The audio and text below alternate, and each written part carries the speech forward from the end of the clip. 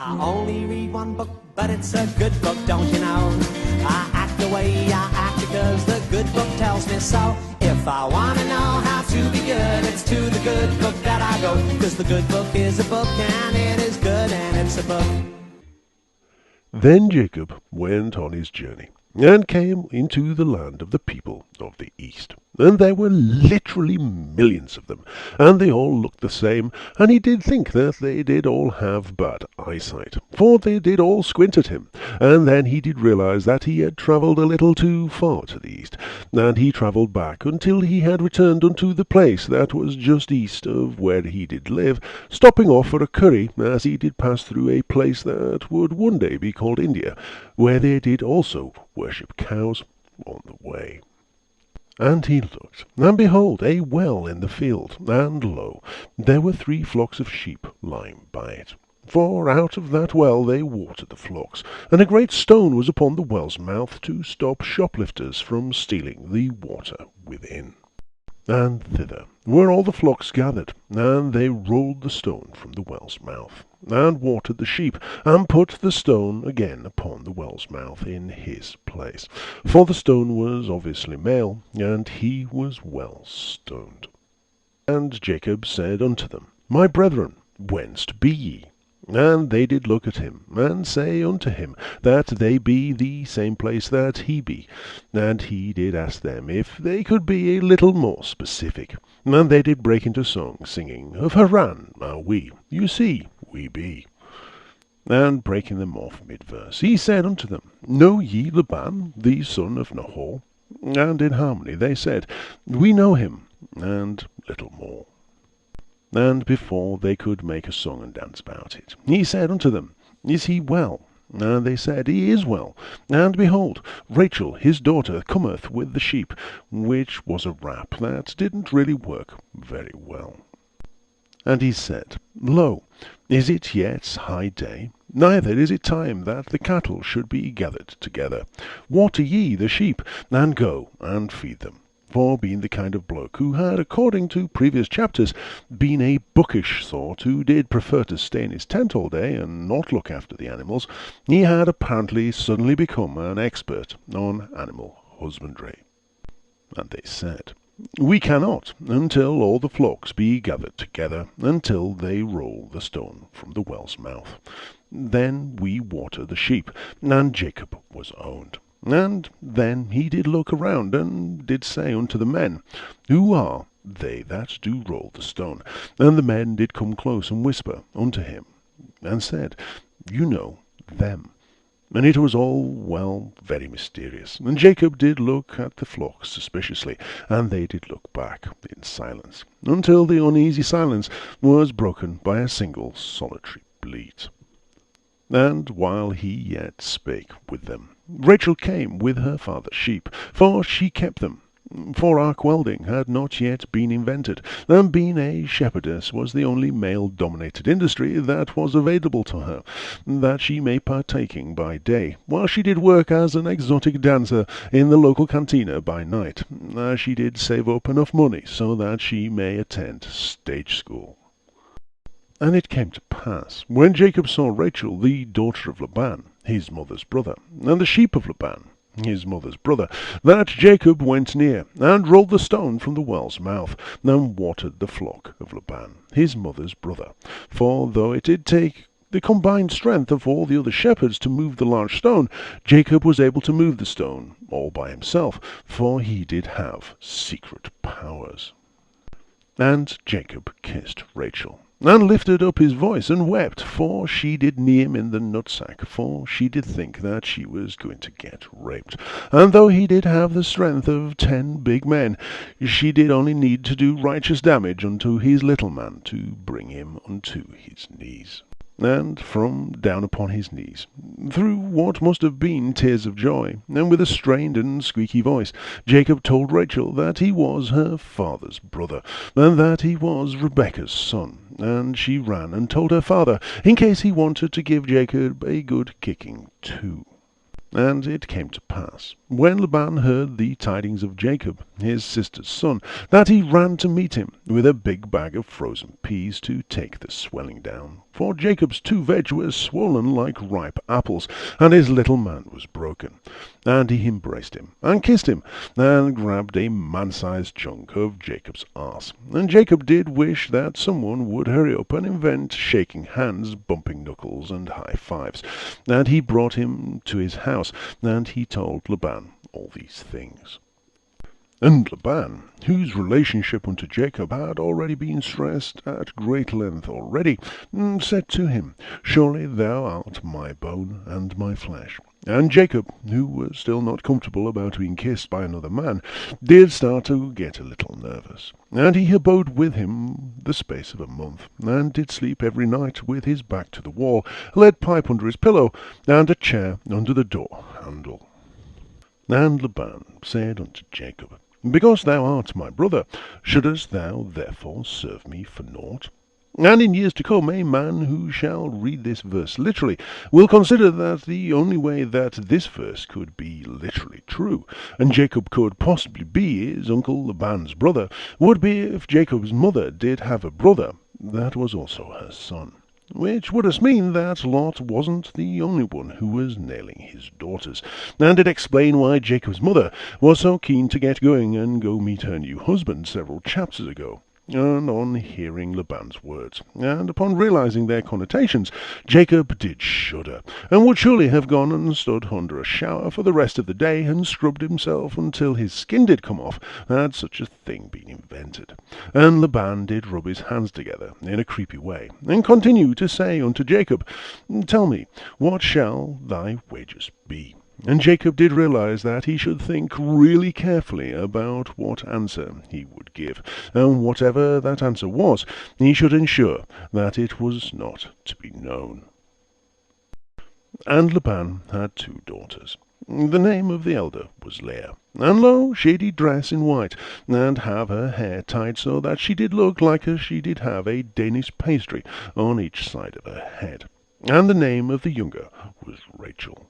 Leah was tender-eyed, which was just a polite way of saying that they were puffy, because she was always crying, because she did have a face like a boot, and a rear end that did look as like 2 camels having a fight in a tent when she did walk.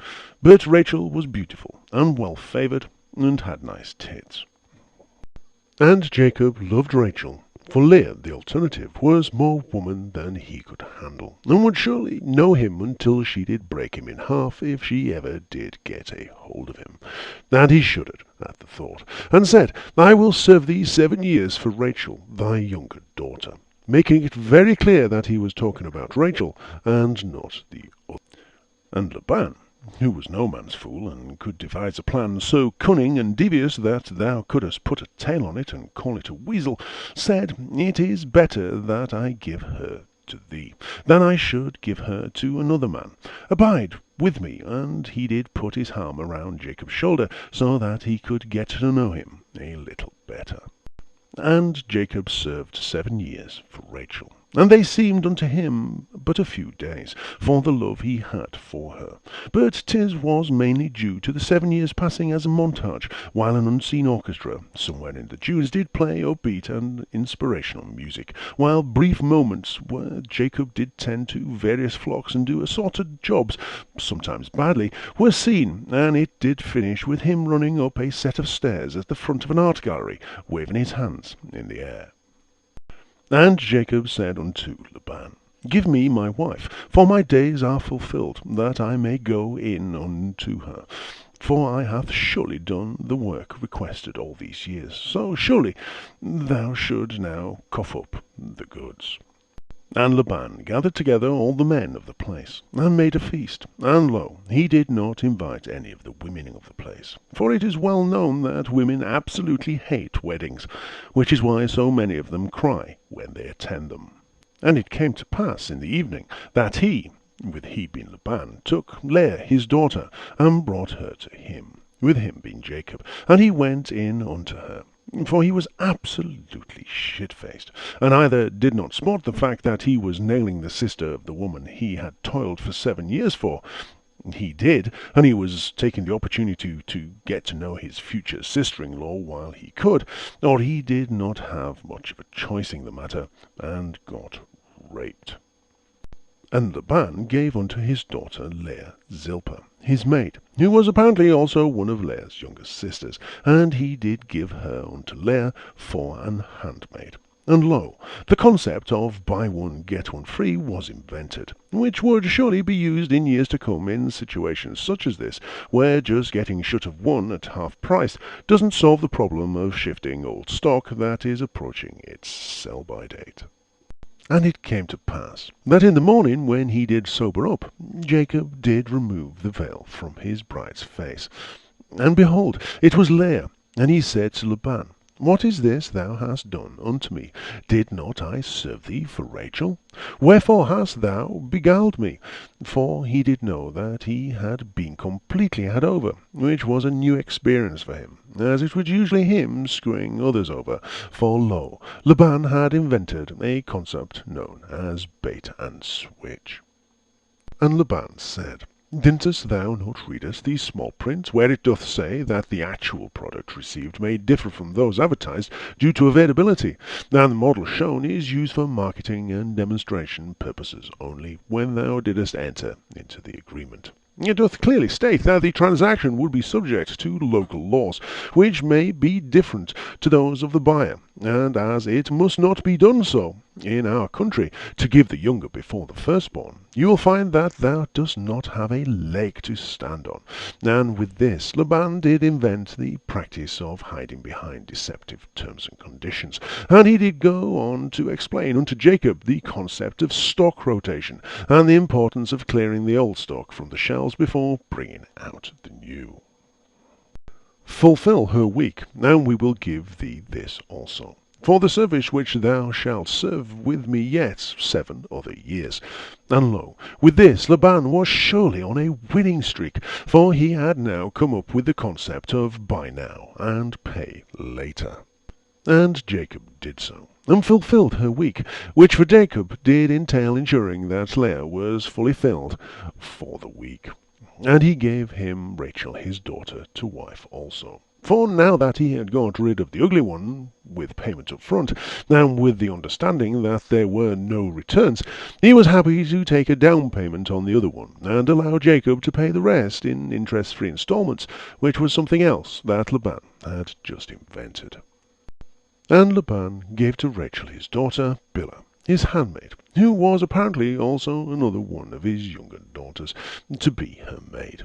For he had done so with Leah, so it was only fair to do a 2-for-1 deal with Rachel also. And besides, being the last of his daughters, Bilhah was technically end of line and discontinued stock, and he did think that having already got the other 3, Jacob might want to round off his collection of Labanese daughters and have the full set. And he went in also unto Rachel. And then he went out, and then in, and out, and in yet again, and did continue doing so for as long as was necessary. And he loved also Rachel more than Leah, mainly because she did not look as though she did enjoy juggling boulders and wrestling camels. And he served with him being Laban, yet 7 other years. And when the Lord saw that Leah was hated, he opened her womb, but Rachel was barren, because the Lord was like that, and did like knowing the mind of his creation, making the one that Jacob would like to know unable to bear children to him, and the one he wouldn't that would pop one out if he so much as looked at her. And Leah conceived, and bare a son, and she called his name Reuben, which is roughly translated as either he will love me or he has seen my misery, because she could not just name him something normal like Fred. For she said, Surely the Lord hath looked upon my affliction. Now, therefore, my husband, who never wanted to marry me in the first place, but was tricked into doing so by my father, will love me. And she conceived again, and bare a son, and said, Because the Lord hath heard I was hated, he hath therefore given me this son also. because there is nothing that is less likely to make a husband who doth hate his wife hate her even more than having yet more children with her.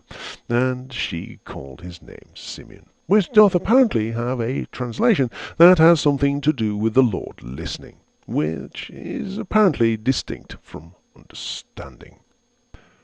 And she conceived again, and bare a son, and said, Now this time will my husband be joined unto me, because I have borne him 3 sons. Because obviously, if he did not love me when I gave him his first son, and he positively hated me when I gave him the second, God only knows what he will do when I doth give him a third. Therefore his name was called Levi, because the word Levi doth mean priest, and we would need a priest to find out what it is that God knows. And she conceived again, and bare a son. And she said, Now will I praise the Lord. Therefore she called his name Judah, which doth apparently mean that now I will praise. However, some do argue that the name doth mean combo breaker. And Leah did give it a rest for the time being, and left bearing. And the Lord, who had been watching all of this, as would be expected of an all-knowing and all-seeing deity who is everywhere, did roll yet another joint, and magic up another bucket of buffalo wings, which he had decided would be served unto him in that way from now on, since he had been advised that he should get a handle on his junk food consumption. And the Lord did chuckle unto himself at the notion that, although Jacob had made a vow unto the Lord to accept the Lord as his God in return for the Lord giving Jacob all that he did need, and making sure that he did one day make it back home alive and well, he had not promised unto Jacob that he would not get well and truly ripped off by his family, and neither had he said when Jacob would finally make it back home. And the Lord did chuckle more so at the notion that although Jacob did apparently hate Leah, his first wife, he did apparently not stop him constantly and repeatedly getting her pregnant, though this may have had a lot to do with the fact that though Jacob did try to avoid her, when she did find him and get a hold of him, she did drag him off unto her tent, with him kicking and screaming under one arm, and a grease pig dressed in a tutu under the other. And lo, Jacob was well known, and he knew it.